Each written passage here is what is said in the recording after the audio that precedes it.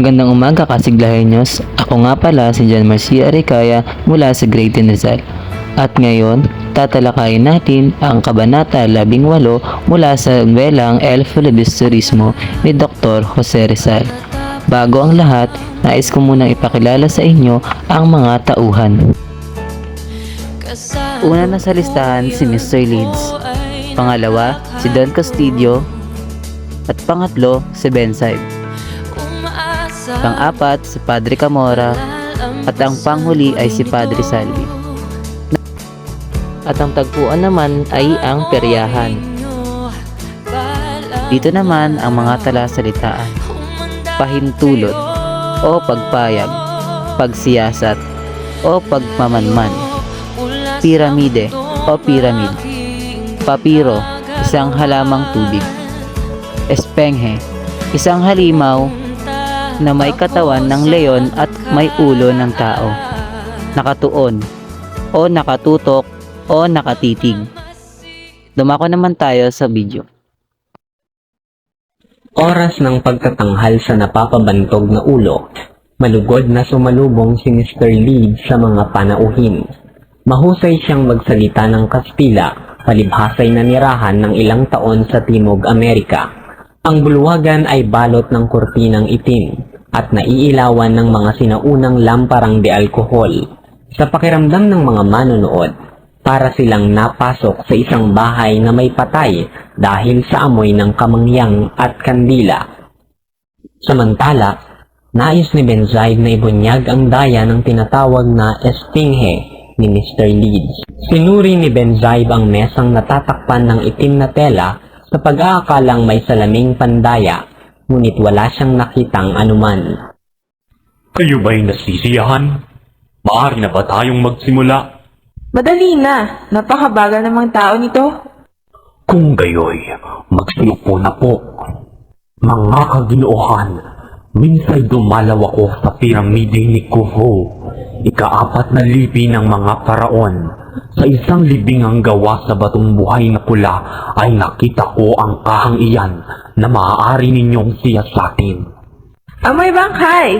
Kamoy ng 4,000 taon!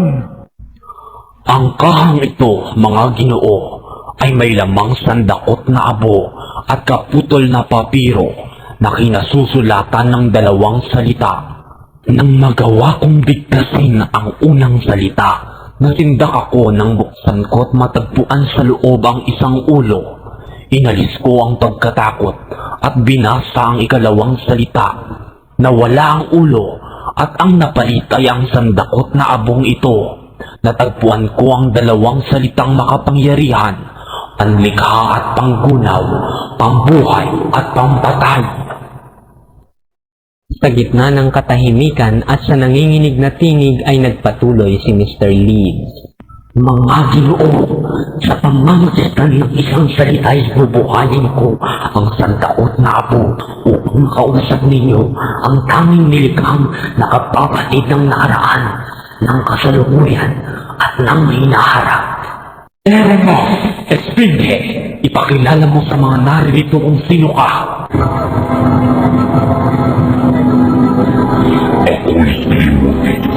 Ipinanganak ako sa panahon ni Amos at namatay ng panahon ang nagsasakupay ang mga taga-Persya. Nang matapos ang aking pag-aaral at mahabang paglalakbay sa Gresya, Syria at Persya, ay umuwi sa aking bayan upang manirahan hanggang sa tawagin ako nito sa kanyang hukuman.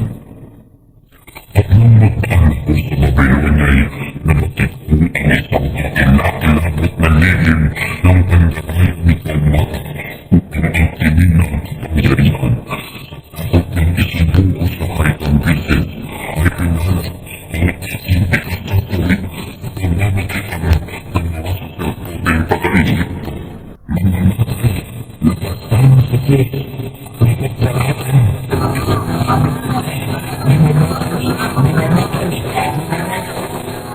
Mahagag!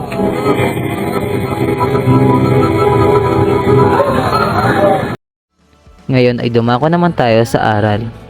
Ang kabanatang ito ay nagbibigay diin sa kahalagahan ng pagiging maingat at mapagmatsyag sa mga pandaraya at manipulasyon na maaring mangyari sa lipunan.